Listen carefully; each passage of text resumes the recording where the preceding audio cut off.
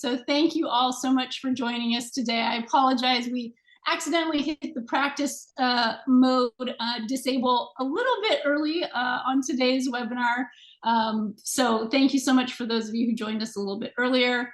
Delighted to have you joining us today. We are going to be talking all things PR for board members, and we're delighted to have an esteemed panel joining us today. A couple of logistics. We do have this set for a 90-minute session. However, we did that because we figured there'd be some extra questions around this topic. So we don't actually anticipate going for the full 90 minutes, but we just wanted to pad on a little bit of extra time for those questions that you might have. So I do want to encourage you to submit your questions through the Q&A feature on Zoom, and please feel free to do that throughout today's session. You don't have to wait till the very end. A lot of times I know questions come up during the course of conversation, and we are happy to address those as they come through on the Q&A feature. For those of you who aren't familiar with SVDX, I do encourage you to go to our website, svdx.org. We have a number of recorded webinars on various topics related to board service. I did want to thank Heffernan Insurance today for being our co-host. And I believe today we are actually going to have our panelists do very brief introductions of themselves. And with that, I will say thank you so much to our speakers and pass the mic off to Joe Talmadge from Heffernan. Awesome. Thank you, Nancy. And thank you to SVDX for being such a good partner. We've had some great programming in the past, and I expect the same today. Also wanted to thank Richard and Minnie and Martha for sharing their expertise today. I'm always very grateful for the experiences and the participation in our panels.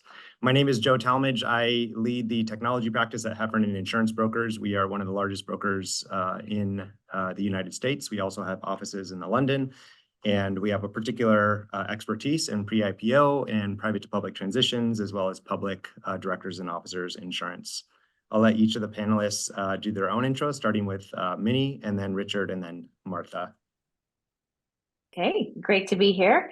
Minnie Pierce, currently CMO at Nintex in process automation, but I also have a role as a board member of a public company listed on the ASX, Appen, and they're in the AI space. As a CMO, I've had the privilege of taking a company out public last couple of years ago, and then was also part of the NetSuite IPO as a senior executive there. So done a few of these and looking forward to sharing some thoughts and ideas. Thanks, Minnie. My name is Richard Blake. I work at Wilson Sonsini. I chair our public company practice. So all of my practice is focused on late-stage private companies who are about to go public, as well as companies of all types and sizes and stages as they are public. I'm a lawyer on the call, trying to keep everybody to remember all the legal niceties of PR. I will say that I enjoy arm wrestling on this topic with all sorts of. I'm being too defensive. My job is to partners in crime. Exactly. My job is to help us do everything within the confines of the law. I hate to tell people no, but I want to say you can do it. Like, this is the way to do it. I would be remiss if I didn't also say that I am a member of the board of directors of SVDX, and we really appreciate those who come and help participate in our educational seminars. We're indebted to Nancy, our executive director, for her fine leadership and the way that she takes this organization forward. And we do hope that these are useful webinars and meetings when we have them. So thank you all so much for participating. And I'm Martha. Often arm wrestling from the other side of the table with people like Richard. I lead a communications firm called The Key and have brought companies public, have worked with public companies through earnings and crises and all sorts of things, and then also have worked with a number of companies who are a few years out from an IPO.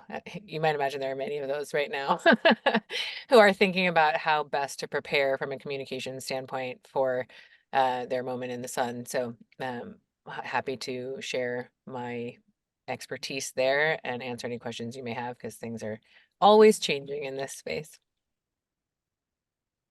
Awesome. Thank you all. So I'll just sort of preface the reason for this panel. You know, as as a advisor to pre-IPO and public companies, in the past year and a half, we've had quite a few clients that have been put on hold and are sort of sitting on the sidelines. And so we thought it'd be a really interesting topic to talk about, what do you do in that extended sort of time frame?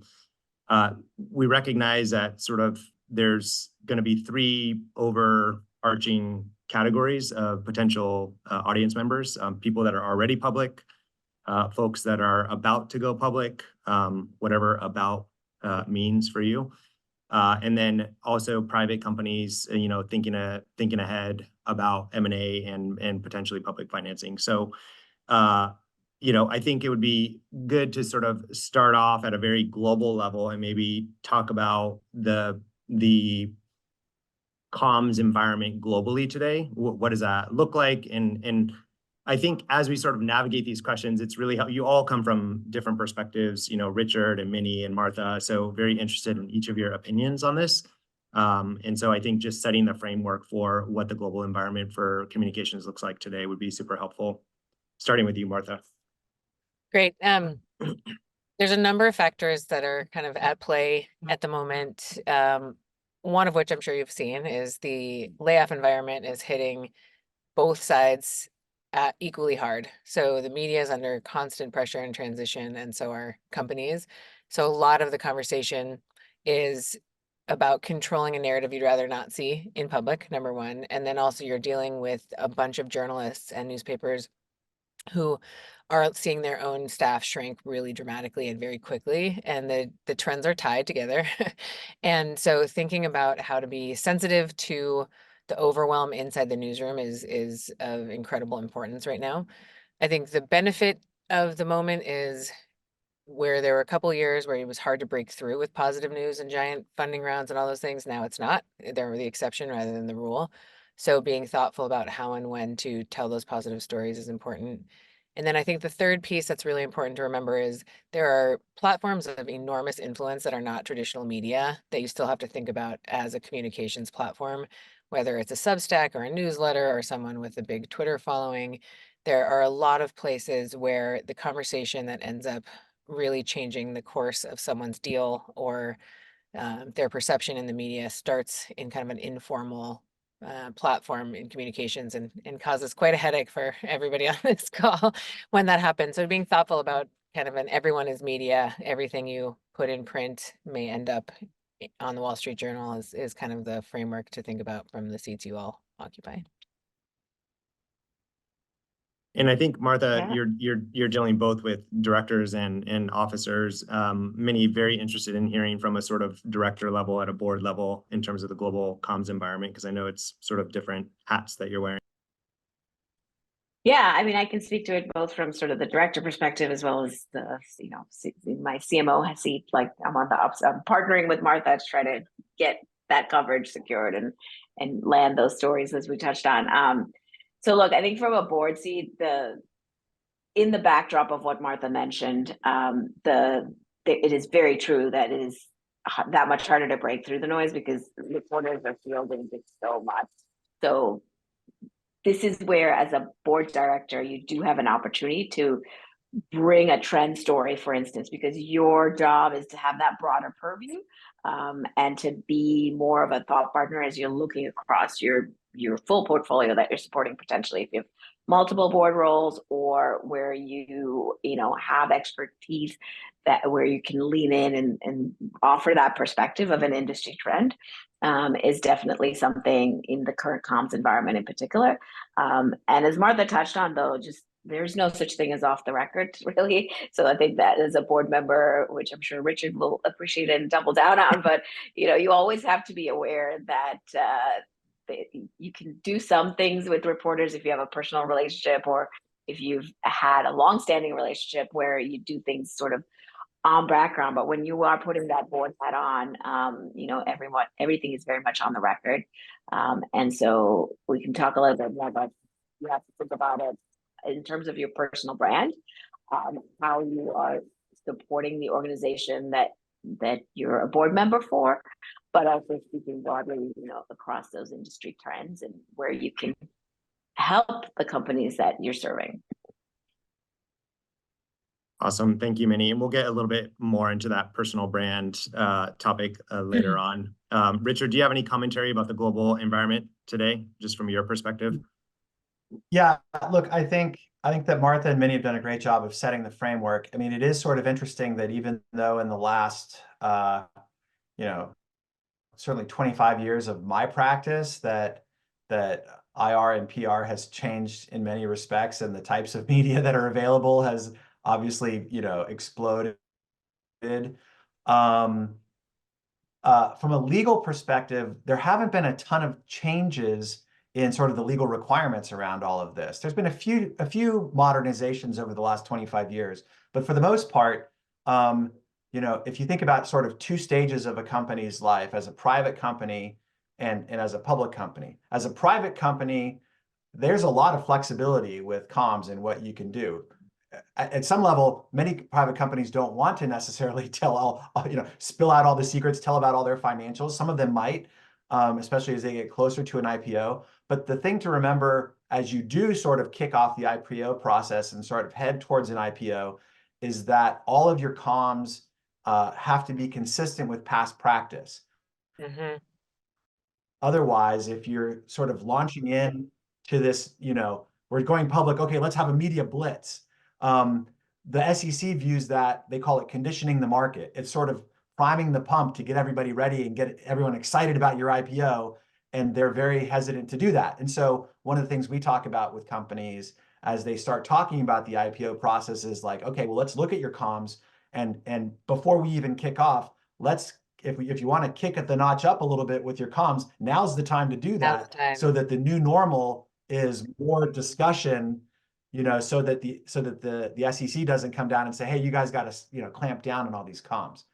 Once you're a public company, the rules are very clear as well. There's a rule called Regulation FD, and it's actually applicable not just to officers, but also to directors.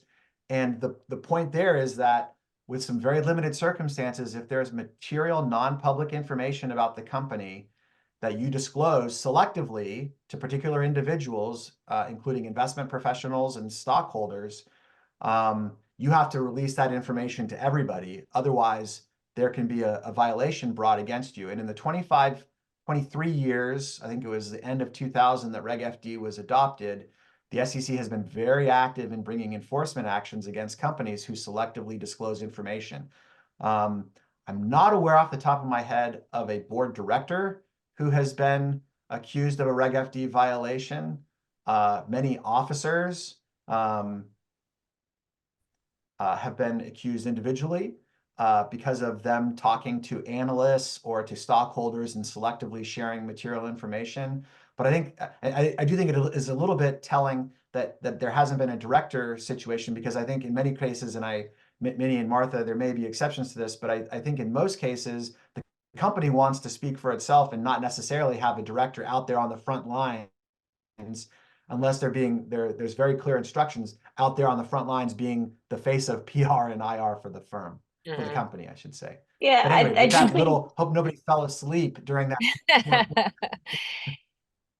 To piggyback on what you were saying though, Richard, I think as a board member, your responsibility is to know because there might be M&A scenarios or things that come to the board that you always have to check yourself and think about, okay, is this material? And since I do sit on an ASX listed company, I've read like the regulations internationally are different to in the US. So depending on which sort of board seat you have. Great point. Stricter points internationally versus US, we have a little bit more leeway and tend to be a bit brasher with things. So just think about that as you are sitting in a conversation as a board member and there's something material on the table. You do have to lean on your legal counsel and lean on auditors, et cetera, to be a guiding voice. Mm-hmm. There's a great question. Sorry. Oh yeah, go ahead, Martha, please. I was gonna say there's a question in the Q&A section about how soon to start, and the current environment actually gives a pretty great opportunity to think about setting a new normal on your pace and volume of communications and what you do communicate about, because there are a lot of companies, I think, who would already be pretty actively on the path to IPO if the markets looked different.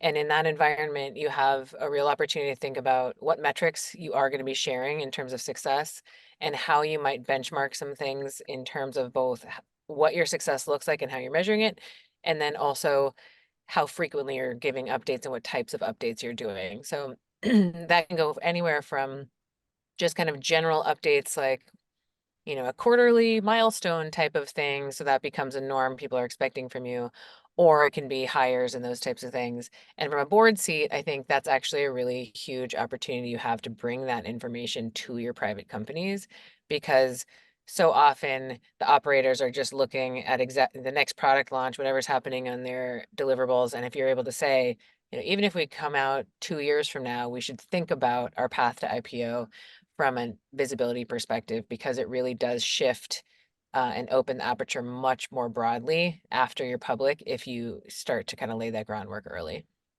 Yeah. Martha, that's a Yeah, and really now- great. Oh, go ahead, Minnie. Sorry.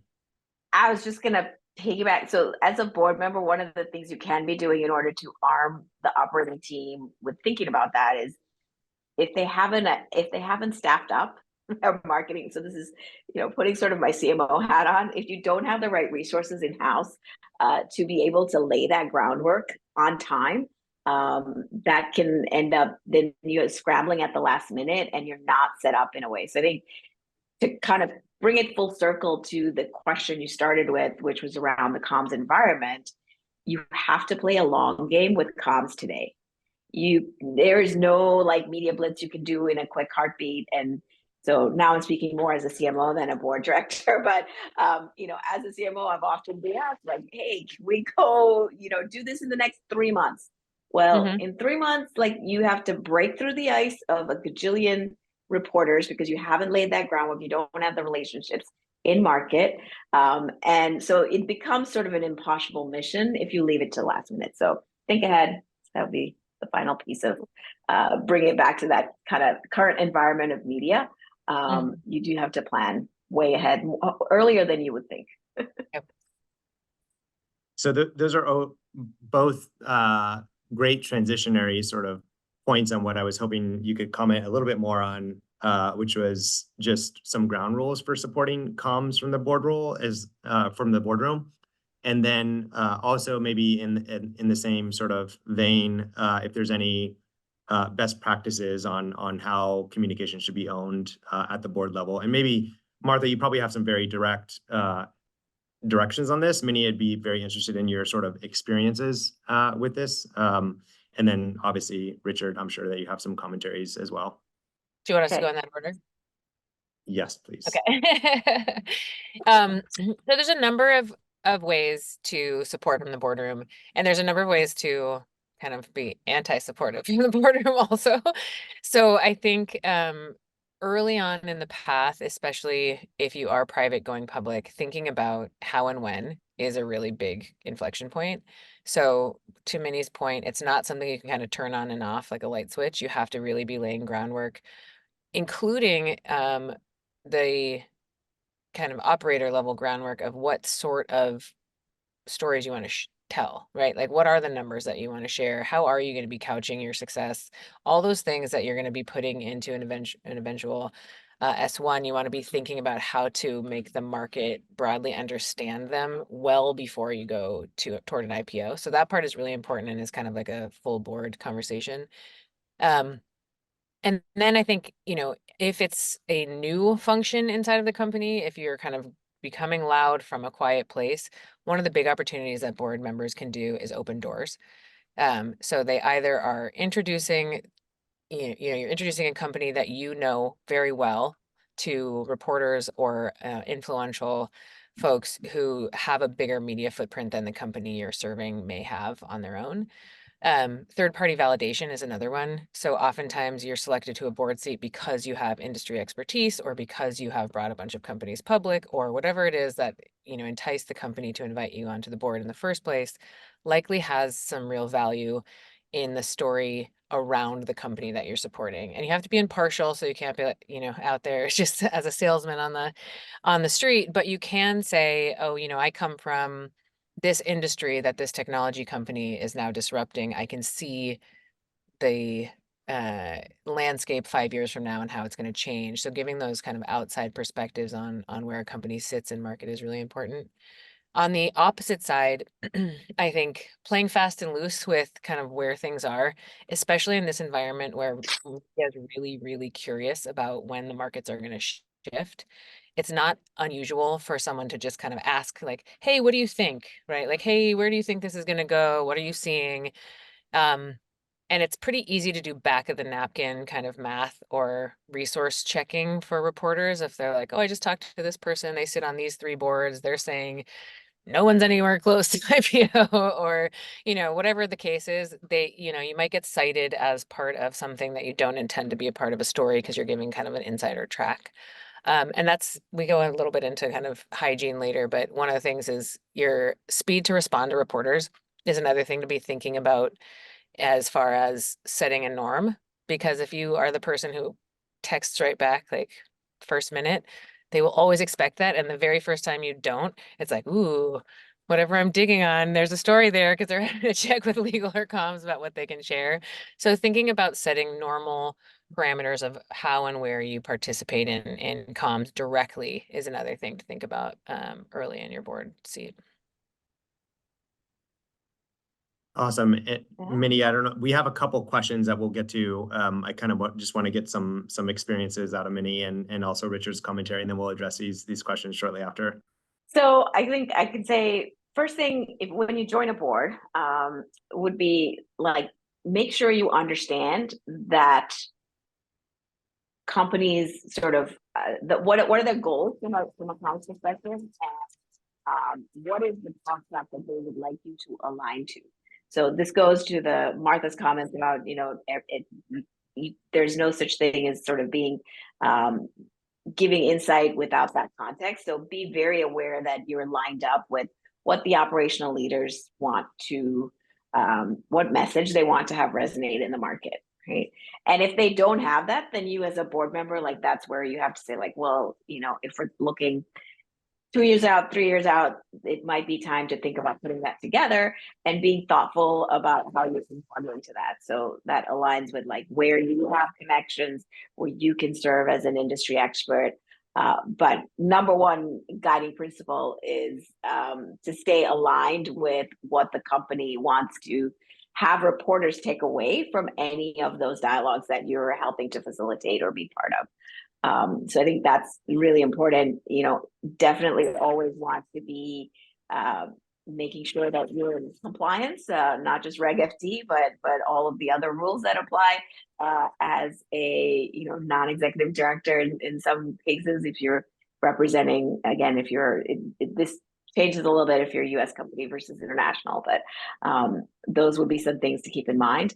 And then as I kind of opened with, you know, just, and we'll talk a little bit more deeply about, I think, but looking at how the objectives then of the board that you're sitting on and the company that you're representing there in that way align with what you might have already cultivated as your, you know, personal brand or industry expertise that you're known for, or why those reporters are reaching out to you. Make sure that's aligned with the storyline that the organization is trying to create. Richard, do you have anything from the legal risk perspective on this? Yeah, I mean, again, Martha and Minnie have done a great job of laying this out. Another way of remembering the board's role is, you know, under the state corporate law of whatever state your company is incorporated in, most likely the responsibility of directors is one of oversight, right? And management manages the company. They're involved in the day-to-day. We take, you know, when it comes to things like comms and whatever, like you take your cues from them. You may have oversight over some of these things, and you can give your thoughts and perspectives and ideas. And I love what Martha said about, you know, like helping to open doors and provide perspective and industry perspective and make introductions and things. But you end up at the end of the day, they have, management's got to manage the company, and they're the ones on the front lines, and you're the ones sort of giving support and an oversight. And that's just another way to say exactly what's already been said on this topic. But I do think it does require someone who has the comms perspective in the room for some of these moments. And that is sometimes on the board and sometimes not on the board. And so really thinking about how and when to bring in someone whose like daily bread and butter is looking at the news, because it changes so fast, as we've all talked about.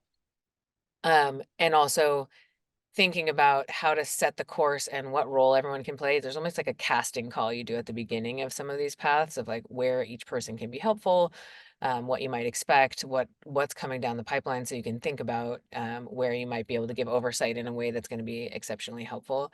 But I think to Minnie's point, comms in general often gets brought in as like a tactical level toward the end of things, and you really need to start early in the process, because even setting the groundwork and the foundation and strategic map, and then kind of letting comms go back onto the side for a while so the operators can operate is fine, but not having that voice early can really set traps for yourself. We like to say breaking into jail. Don't break into jail by thinking about it too late in the game.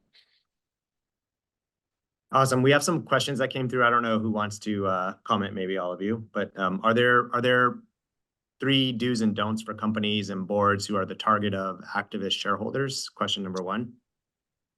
Ooh, yeah, you do that one.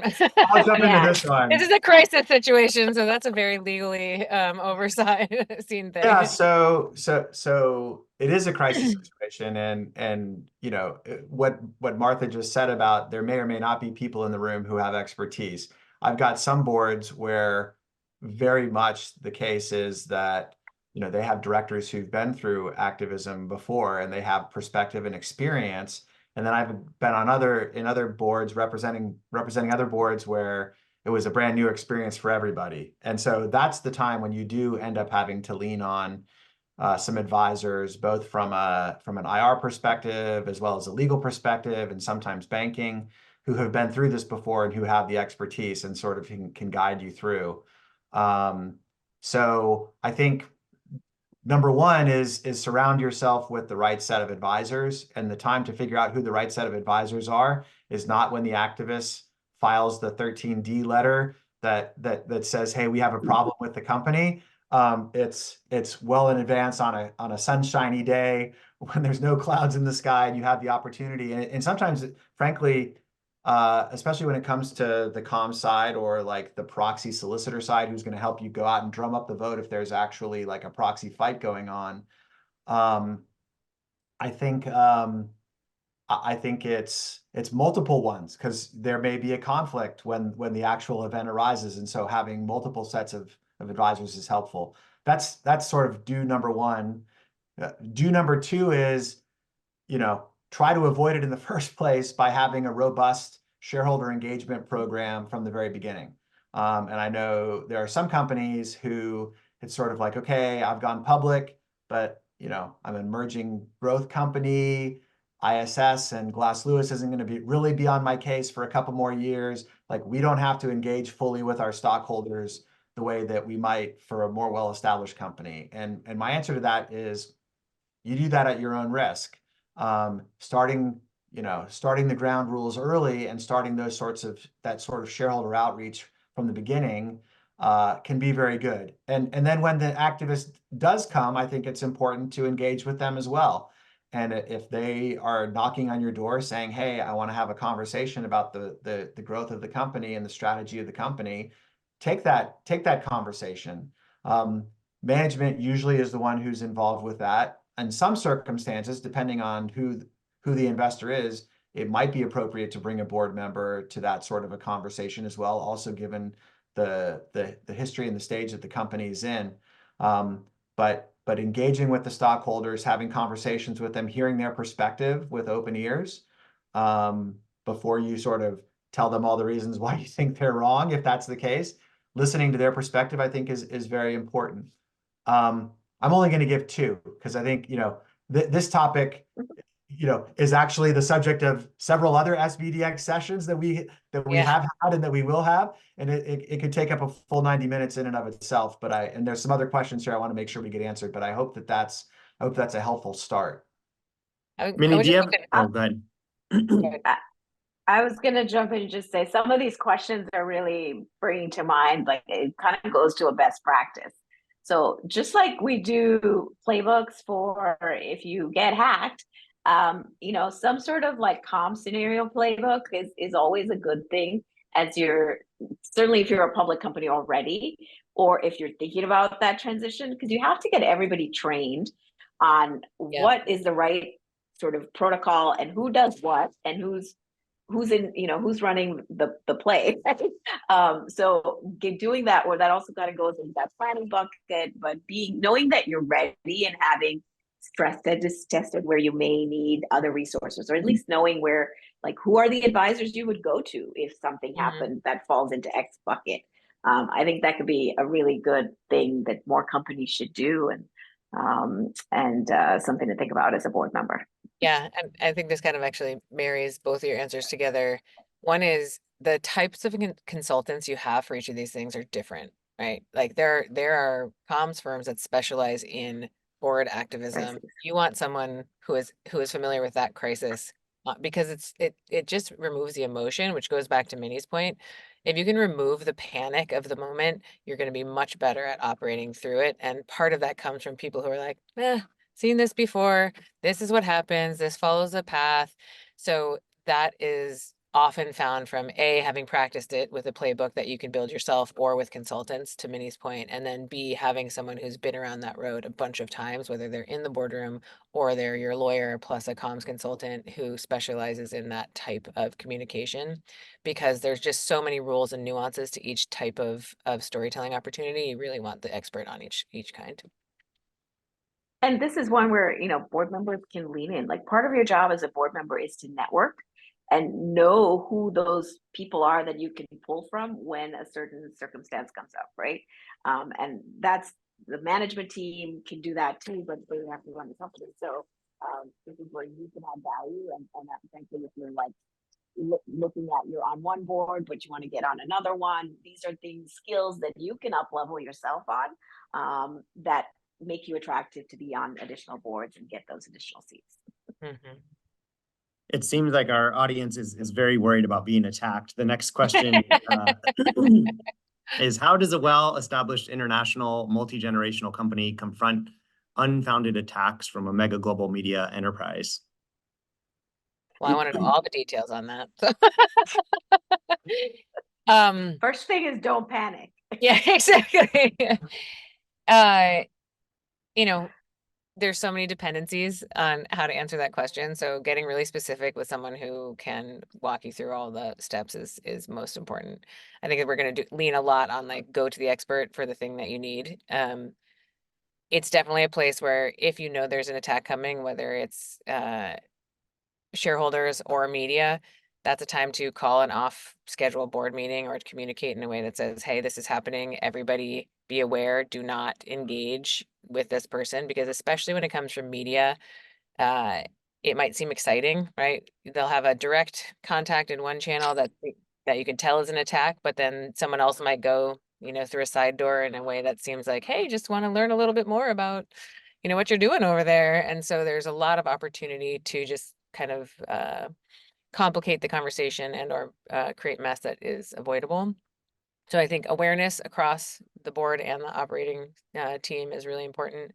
And then I think talk to an expert and think about where you're adding fuel to the fire, and where you actually have to take a stance. Because I think there's a lot of desire when under attack to kind of fight back.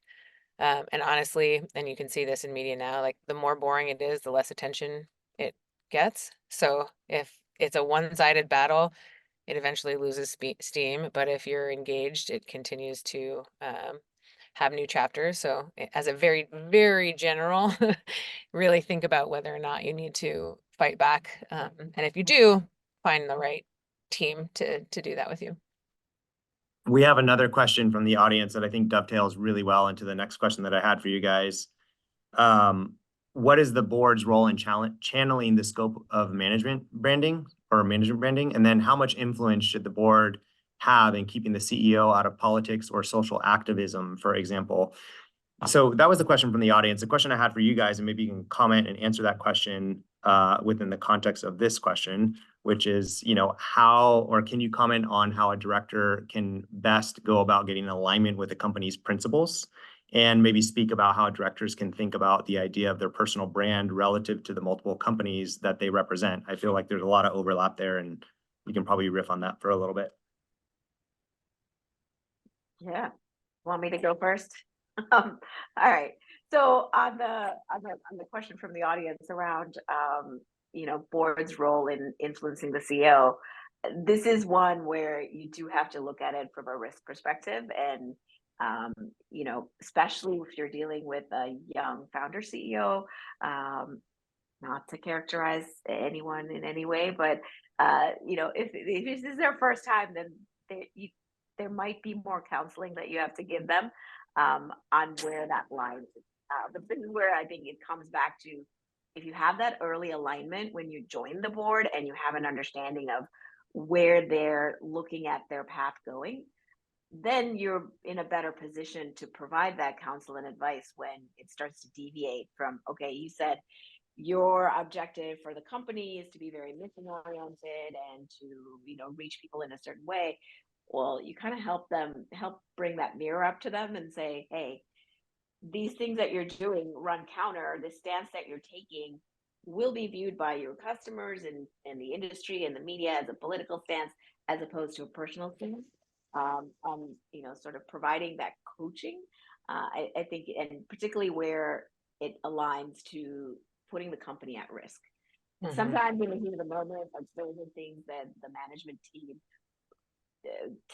can lose sight of. But if you can, and you can't provide that advice unless you know what their overall goal is from a media perspective. So that would be kind of my perspective there, and that then ties into how you think about supporting that company versus other boards you might be on, and how your personal brand comes into it too, is because then everything's aligned. Like, if I'm passionate about that particular, well, hopefully you're passionate about the same mission of the company. That's why you joined the board in the first place.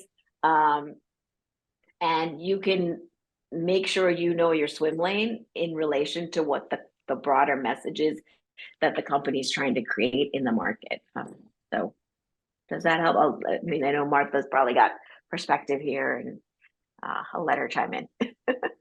Yeah, there's a lot that echoes what Minnie said, and it kind of depends on where you are on a company's path. I think this also goes back to getting prepared earlier than you think you might need to, because you get to play kind of fast and loose as an executive of a private company, especially in startup land, where your personal brand and your company brand and what parties you show up to and all those things are like part of the story. You have to start kind of putting on the big kid pants earlier than when you're in front of the spotlight, because the change is really dramatic. And we've seen so many of these big executives kind of grow up in public in a way that is so uncomfortable, right? Where it's like, oh, the first time you don't wear a hoodie, it becomes a news moment, where, there's a lot of things that just shouldn't even draw attention. The other thing I think is the scope of the management branding is really interesting, because you want to think about how many different spokespeople you set up. A lot of that comes to areas of expertise, but also risk management. How can you protect a CEO to remain in the visionary seat because their product people talk about certain elements, or, just thinking about all the different chapters of the story you're telling and who should be the right voice for each one, especially if you have a CEO who's want to go off piste a little bit or talk about everything that's interesting to them. Then, really maintaining like pretty tight guardrails around what they're expected to talk to and what they're not expected to talk to. I think the other thing is just reinforcing that everything lives in ink. We are in an always online world. And so thinking about, politics and social activism, for example, what you post, what you know, if you're on a host board for a political fundraiser, even if it's 8 years before you go public, that will be on the record for when you are a public board CEO, all those different types of things. Just stay forever. So thinking early, and it doesn't mean always to stay out of those conversations, but to Minnie's point, thinking about why would you enter the conversation? What is the risk to the company? Is there benefit to the company? And how do you navigate those things? Because it's very hard to separate a person from a role once you are a very visible CEO. Yeah. The only thing that I'll add is I think it just helps to have frank conversations sooner rather than later as these things come up. And I've frankly seen it on both sides of the aisle. I've had situations where the board was like to the company, hey, is this really the road that you want to go down? And what effect is this going to have on customers, suppliers, employees, et cetera? I've also had situations where because of the personal lives of directors and political stances that they've made very publicly, or political campaigns that they may be involved in, that may, the company is concerned that that may reflect on the company. And so they've had to have some fairly direct conversations with directors as well and say, look, you have your own personal beliefs and you have your own personal agendas when it comes to politics. If, your spouse is running for office or you're running for office or what have you, but we got to figure out a way that we can make very clear in all of these places where ink lives forever that you're doing this is your personal thing, and that you're not speaking on behalf of a company or as a director of so-and-so, or that you're not affiliated directly that way. So the frank conversations going both ways, I think is sooner rather than later is super important. And I think touching on that again, thinking about it as values-based above politics or activism is a really good organizing structure. So we've seen a lot of things over the last couple of years where companies are called out as much for their silence as for their activism, right? Great point. So Great point. if you think about, we as a company have values around inclusion, and you don't comment on legislation that is, dangerous to your female employees, it suddenly feels out of sync with who you say you are. And so really, again, all this is like being prepared early. So you have a framework of, we do stand for these types of values wherever they land on the political spectrum. And then thinking about how you communicate them. Generally, the best communication is internal and around any of those things, if it actually impacts your employees or impacts your suppliers or whomever else. So a lot of things around visas, around bodily autonomy, all these different types of things that have come up have a really direct impact on key stakeholders in your company. So being entirely silent is risky. Actually, I think sometimes riskier than it is to say something out loud. But thinking about where that conversation happens, and it's most likely in policy for the company, that you communicate internally and may leak externally, as opposed to, getting up on a soapbox and making a stand. And how and where you do make a stand is really dependent on the value and how closely it aligns with the company's success. Yeah, I'll just maybe wrap up by saying, like, there have been so many moments just in the last 2 years. Think about Israel, what's happening with the Supreme Court. There have been so many areas where, companies have publicly commented or taken a stance aligning with their values, as Martha was saying. So I think the best thing that you could, as a director, you can also serve the company, the board you're on, by highlighting that you do need to have that playbook. And this is where that early alignment definitely helps. And Richard, to your point, like, I've also had situations as a CMO where a board member was someone we wanted to distance a little bit from because of a stance that they took or a contribution that they made to a particular political cause.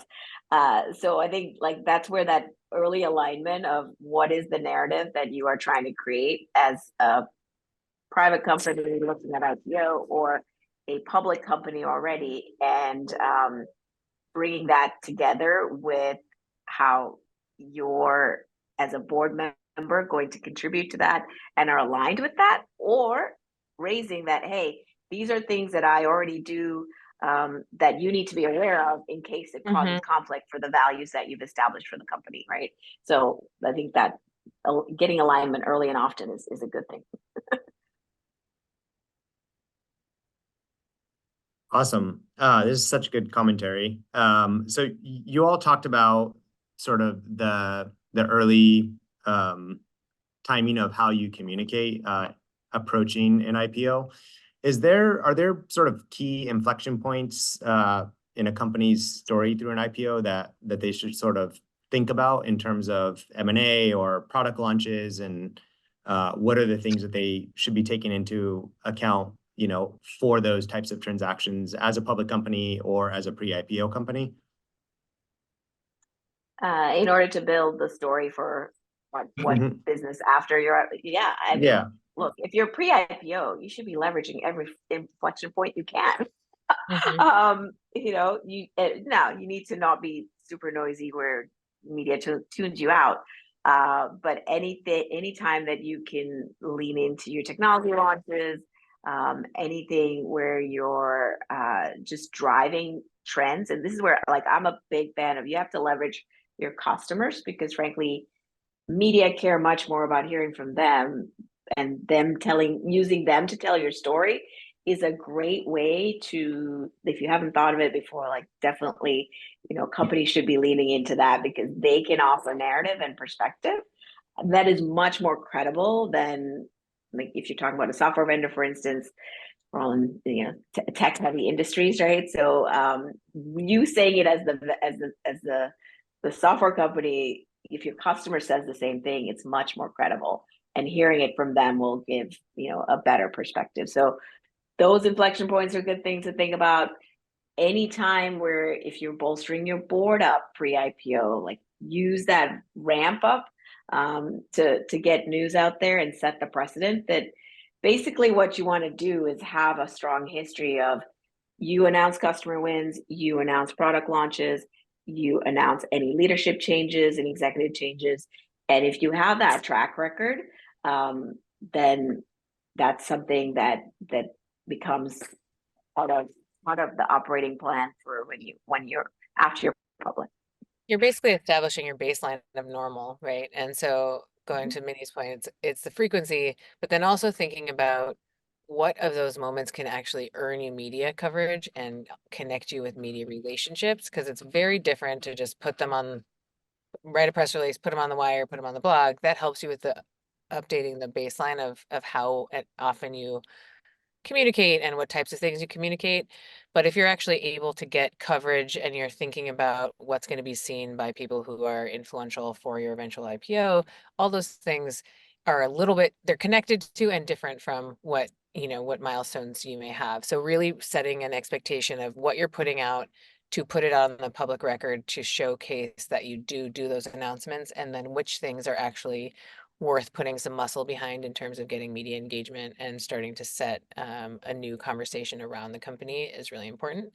And to Minnie's point, especially in a software heavy place, and in a B2B software in particular, there are very few places that care about, like, company A and company B do something cool until you're public. And before that, it's really about, how does this affect me as a consumer selfishly? How does it affect the globe at some sort of impact level? So really having someone who can help you find that narrative impact to bigger trends can be really, really important around, like, which of those news moments becomes, a story that people are paying attention to outside of the building.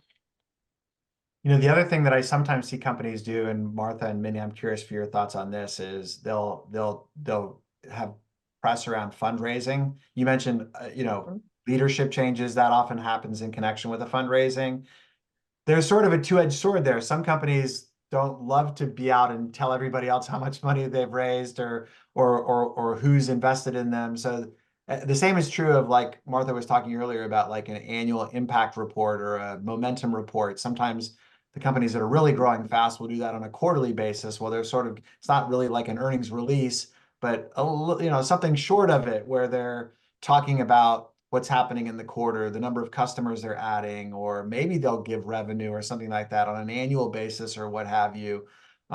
These are all things that are so specific to the company and to the company's overall strategy of hey, are we trying to operate in stealth mode as much as we can until we have huge scale? Or is it better for us because we're a brand that people recognize and know that we're out there, talking more about some of these things? But those are all other inflection points that you might be sort of asking yourself, like, do we report this or not? But it all fits into that overall strategy that Minnie and Martha were talking about earlier. Well, I think especially now where a lot of companies are raising on down rounds or are seeing seeing constriction, You don't want. but I think it puts companies in a really tricky place because you do want to be visible, but you might not want to be visible about the same things you were visible about before. And so really thinking about how you kind of reestablish what normal looks like in this new economy is a place. I'm doing so much consulting around that right now. It's like I have fewer people in-house on my comms team. I have a different agency, or I have no agency support anymore. Our entire structure has changed. Like, how do we reemerge after these high-flying times we've all just come out of? And I think, it is about, you still want to have some level of visibility unless there's like a really distinct reason not to. But thinking with fresh eyes about what is valuable about the company today that reinforces what you've already been saying, and also what metrics or moments indicate growth, return to normal, outsized impact in a different landscape, like all those different types of things. So there is a little bit of a resetting happening everywhere right now, that I think is worth talking through with whomever drives the comms.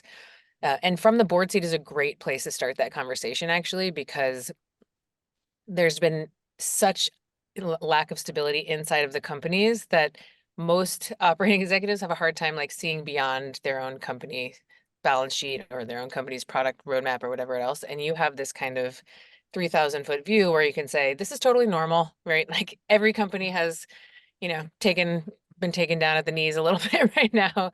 It's okay. We also need to start thinking about these things. So just helping to reorient from your broader perspective on how to kind of re-engage now that things are stabilizing is a really important part right now. Look, I think that's all part of the strategy and the roadmap you have to lay out from a call perspective. And to the point we started at, like, okay, so everyone's done layoffs and doing layoffs. Like, if you do a great job at that and you create a strong employee culture out of that, as an outcome of that, talk about that and celebrate that. There are many ways to create those inflection points of newsworthy moments. Because it starts with like getting alignment on what are the values of the company and what are you trying to create in the narrative, in the market, because you might be able to leverage other things that you haven't necessarily looked at across the business. Maybe you're consolidating into a new part of the country because you're doing it because it's lower cost, but celebrate what you're doing with putting jobs into that market and use local press instead of national press. Like, there are a lot of ways that you can look at how you triage yourself through the new cycles here. Minnie, you mentioned ramping up your board in advance of the IPO. There was a question from the audience about, understanding how to check for values alignment when recruiting for board members. I don't know if you have any thoughts on that. Yeah, no. So look, we actually went through this with the last company I took public, and it is very important. You need to make sure, just like you run your executives that you hire through a background check, and you can use a PR firm to sort of just look at what the person that you're recruiting has said out there. What is their public persona? What are they speaking about? Are there problem areas? And frankly, nowadays there are, when you look at some of where the venture is coming from, there are board members out there who are public figures and personalities in their own right? Not sure if we have any of those in our audience, but as a fellow board member, looking at your incoming board folks with that lens of what have they spoken about, what are they at, so you can definitely make sure that's part of the interview process, but then do the background checks don't take them at their word, but trust but verify, I guess, is a good way to good way to put that, in terms of getting alignment with incoming board members as you go out to recruit. And I would say on the recruiting front, like have a plan. If, for instance, the values of the company state that, like to Martha's point, like that diversity in the boardroom is an important thing that they've stated, well, then make sure that's reflected in your recruiting process, and that the people that you're bringing on board reflect that same set of values and care about that as a passionate area, because then that ties into a story arc that you can play out and use as a moment to get press about, right? So you talk about the board members coming on and how that aligns to the DEI initiatives that you have, for instance. So those are all, it all has to stitch together and make sense. And then that gives you that much more credibility with the media as well. So they're more likely to pay attention when you come to them down the road with a similar story on that industry trend or theme. We have 5 minutes left, and I want to make sure that I leave time for you guys to leave your final thoughts. But you know, is there a best practice on who owns comms at the board level? You know, is it as simple as the chair, or are there other nuances in practice that directors should be aware of? And then maybe also if you can comment briefly on just media hygiene in general for directors, that'd be super helpful. Do you want me to dive in first? Any takers? Yes, I'm sure you all have different perspectives on those things. Yeah. So I will say, I think Martha touched on this earlier, but you know, it is rarer. It's becoming more common, and myself is a good example, I guess. It's not as common to have someone at the board level who has a comms background. It's great if you think about your board, if that's something important, that you recruit for that. But if you don't have that, then, you know, I think it does a lot of times fall on the chair, but also could be someone who does have a personal brand and a strong following, that is comm savvy. Other piece of advice we should probably give: if you are a board member or thinking about wanting to become a board member and you have not had media training, please go get some. Or ask the company when you join the board, if you don't have it, is this something that you could facilitate with the PR firm or whoever it is? That is really like one of the best practices and super important to start with. Yeah, so I think that it should be who, you know, if you look across the boardroom, if the chair doesn't actually have, you know, if it's coming from a banking background and doesn't have the media savvy, then pick somebody else. This goes into the playbook. Like, you should know who on your board you're going to lean to, as comms is not an official committee usually on a board, but you should at least know who you can tap and what expertise you can lean into. Martha, anything you want to add there? Yeah, I think it's a skill set, it's an exposure, and it's an appetite for all three of those things should be considered, because it doesn't necessarily map to any particular role by title. If you've been in a company as an operator or a board member that's gone through a visible IPO, a visible crisis, you know, was a media darling, you probably have been exposed to so much more comms than someone who hasn't done that, whether you were actively in the role or not. So I think that that's good. You know, Richard and I joked at the beginning about the tension between legal and comms. It's like an age-old thing where we're, you know, finding the right pair also of someone who's a little bit more bold on wanting to be visible and someone who's a little more conservative is helpful, so that you have that, you should have the tension behind the scenes so you don't have the tension in public. Right? And so you really want to pressure test from both ends of the spectrum. And when you're looking at the board makeup, thinking through that, who has had to play defense, who has had a good track record on offense.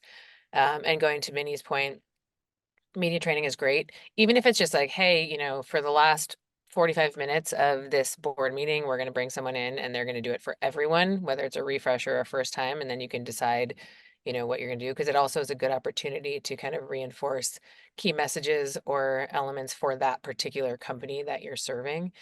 And then in terms of media hygiene, I think, again, everything's in ink. So when you think about that beginning process of courting for a board seat, go back through your own, you know, your LinkedIn, your Twitter, X, whatever. Think about what is publicly discoverable about you, and whether that serves this next role for you. It's good practice in general.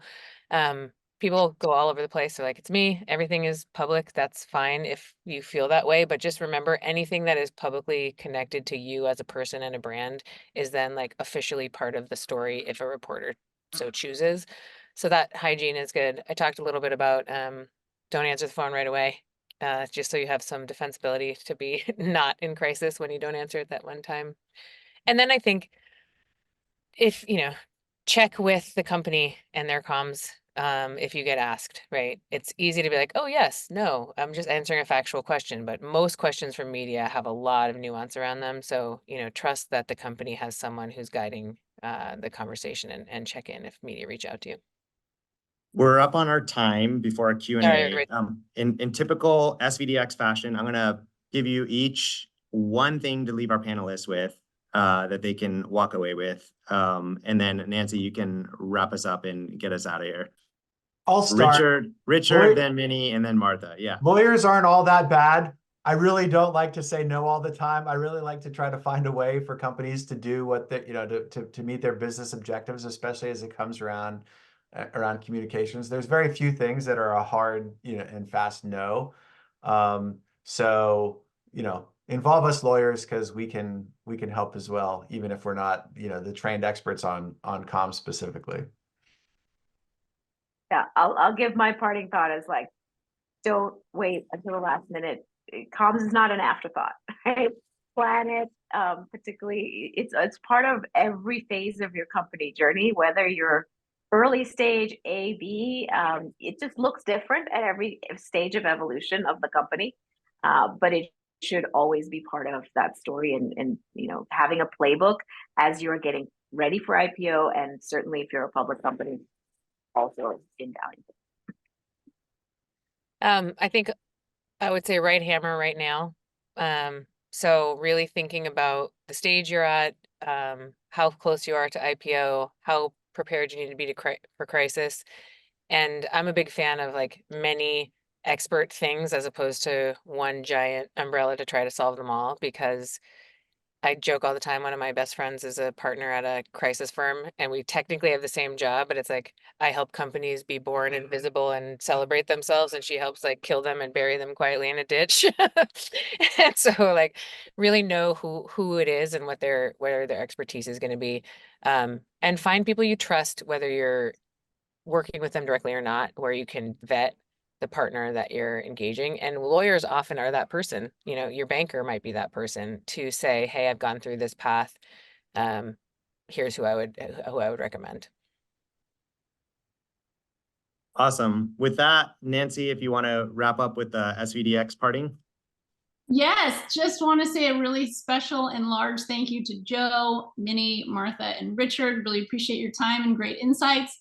And thank you to all of you who have joined us for today's webinar. This session was recorded and we'll have it available on our website at a later date. And I'll send an email out to let everybody know when that link is available. Enjoy the rest of your day, and thank you once again for joining us.